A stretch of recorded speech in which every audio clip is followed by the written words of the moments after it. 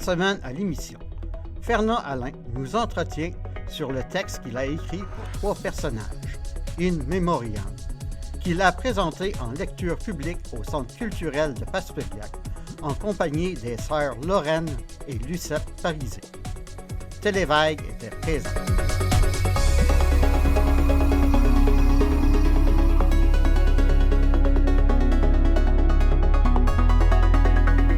Je suis Marianne Giguère, mère d'une famille nombreuse.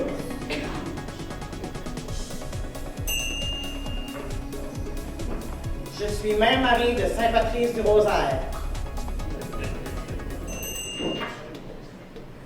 Je suis Barthélemy dit Barthé du Trécarré à Jean-Philippe, l'autre bout. Alors, c'est un projet que j'ai commencé l'an dernier. Puis, j'ai commencé par écrire les textes. J'ai écrit le texte de Barthé. Et puis après, pour les femmes, c'est la première fois que j'écrivais pour les femmes. Le texte de la religieuse et le texte de la mère de famille. Mais j'ai adoré ça. Puis travailler avec Lorraine et Lucette, ça a été vraiment un beau défi pour moi. Je me dis, Marianne, t'as fait une belle vie. Tu laisses en l'héritage une tralée qui se multiplie. C'est la continuité de la vie. J'ai pas écrit mon histoire dans les livres, moi. Mon histoire continue avec mes enfants, les petits-enfants et les arrières.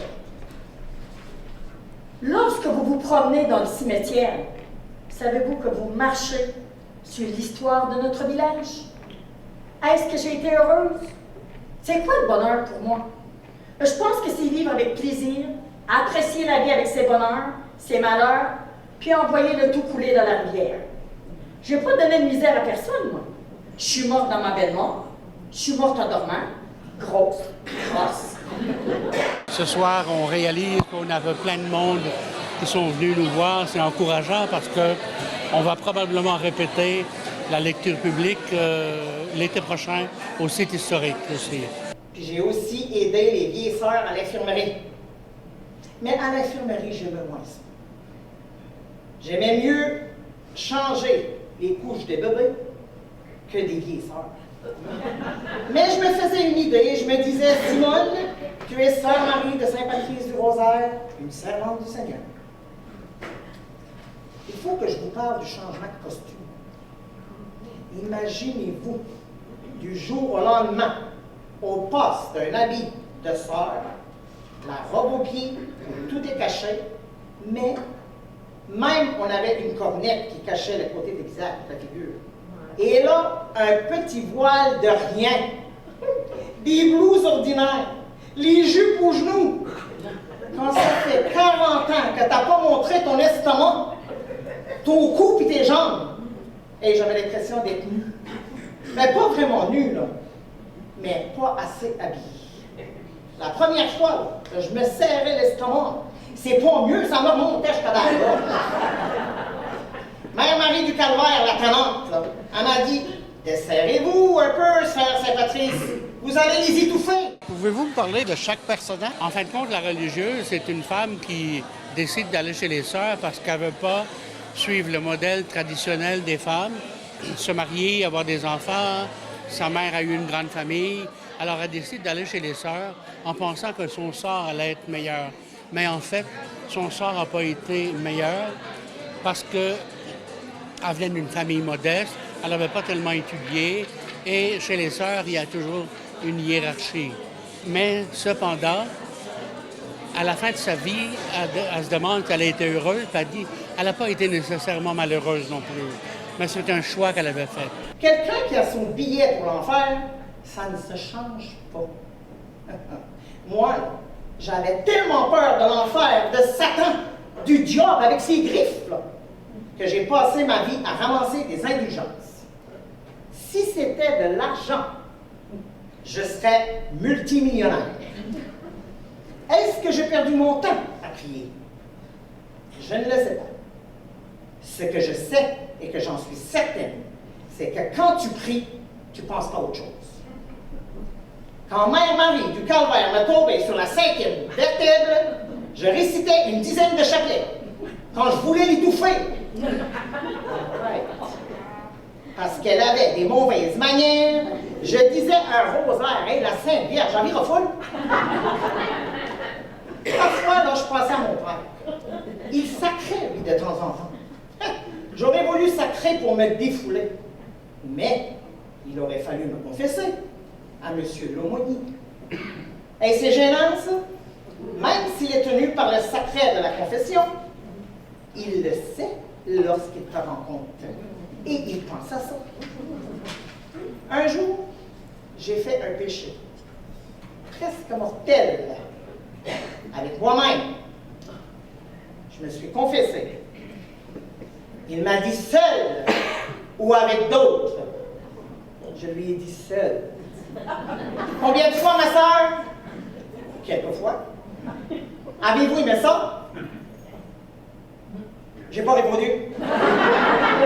Après cette difficile confession, j'ai décidé de ne plus me confesser certains péchés. Fini l'état de grâce pour Mère Marie de Sainte-Patrice du Rosaire. Tandis que la mère de famille nombreuse, c'est une femme qui a eu un parcours spécial dans les maisons closes et puis qui est devenue une très bonne personne, mais le message qu'elle passe à la fin, elle veut dire, pas nécessaire de tout dire dans la vie, OK? On peut garder des choses pour nous, puis quoi qu'on fasse, on peut faire de très belles choses dans la vie. Mon Roméo, c'est Arthur, qui s'appelle. Un ange qui a passé dans ma vie. Ma belle-mère m'a appris comme sa fille. Elle m'a tout montré. Mon beau-père, pas jasant, bouconneux, mais beau cœur pareil.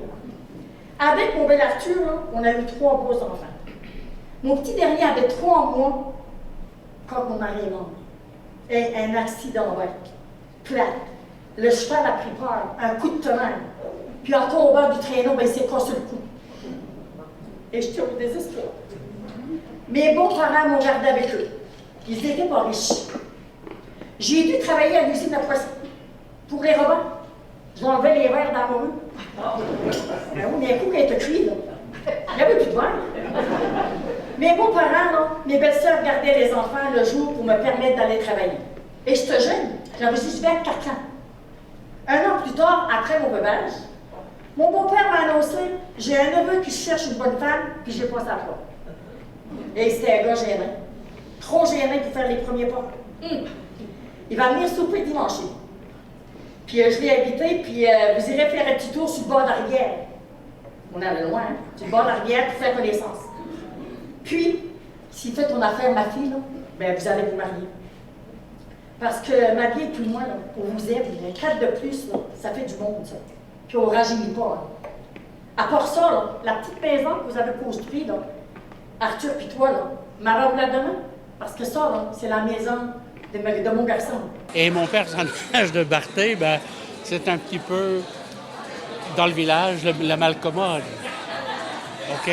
Mais on l'a rendu malcommode. Il a fait une réputation. Il a décidé de l'être. Mais ce personnage de Barthé, c'est du collage de différents personnages dont j'ai entendu parler dans mon village. Hey, moi, c'est Barthélemy, mon nom de baptême. Comme l'apôtre de la dernière scène là, avec le Christ. Là.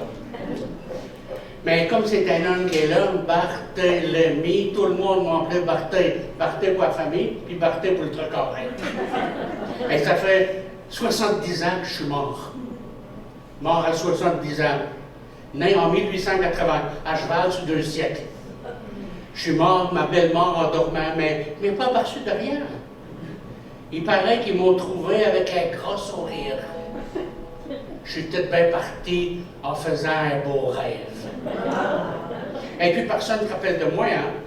Je ne fais pas partie de l'histoire, moi. Pas marié, pas mariable, pas d'enfant, pas de prolongement connu. Il y a des gens peut-être qui vont dire qu'il fait sacré, mais il y a beaucoup de monde qui sacre aussi dans notre quotidien. Et c'est un personnage que j'aime beaucoup parce que il amène sa philosophie de vie à la fin. Et il dit, c'est quoi, qu'est-ce qu'il y a après la mort? Il leur dit, il y a le trou, j'ai pas vu d'autre chose. En fin de compte, il n'y a jamais personne qui est venu nous dire après s'il y avait quelque chose ou pas. Puis quand il nous dit, profitez de la vie, profitez du moment où vous êtes là. Le reste, on verra. J'ai été un bébé agité. Je ne dormais pas beaucoup. Il braillard. Je me dis, un bébé ne braille pas pour rien. Il a faim, au Yamal. J'avais pas faim, certain. Ma mère était grillée pour nourrir le feu d'oreille. Papa était mon cœur. Il disait, il n'y avait pas besoin d'arriver pour dormir.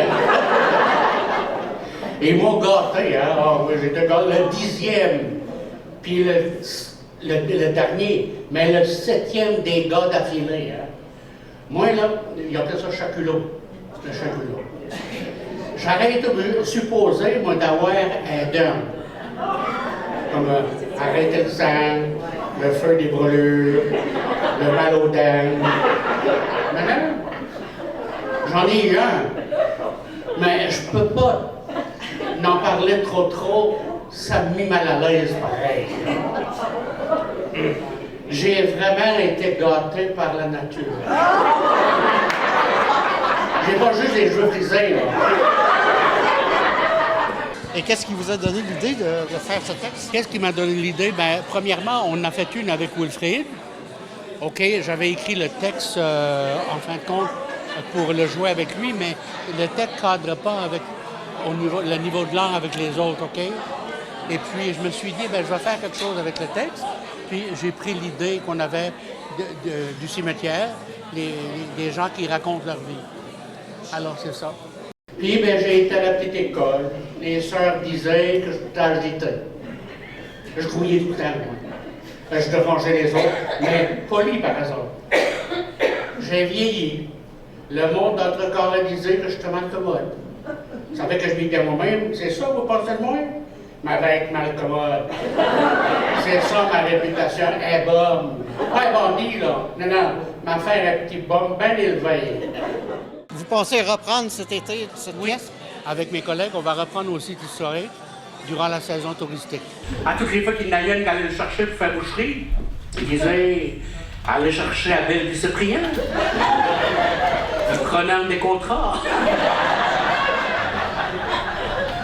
Jusqu'à temps que pour un 1er d'avril, poisson d'avril, il nous avait envoyé par la malle chacun une queue de cochon, enregistré. On a toujours tiré pour l'avoir. On me demande aussi, est-ce qu'Abel va réapparaître? Je suis en train de cogiter. D'ici le 1er janvier, je vais prendre ma décision. Mes chers amis, Chers amis, la vie passe, mes chers amis, la vie passe bien trop vite. Restez à l'affût au cours des prochains mois pour voir ou revoir In Memoriam au site historique national de Paspeliac au courant de l'été 2025.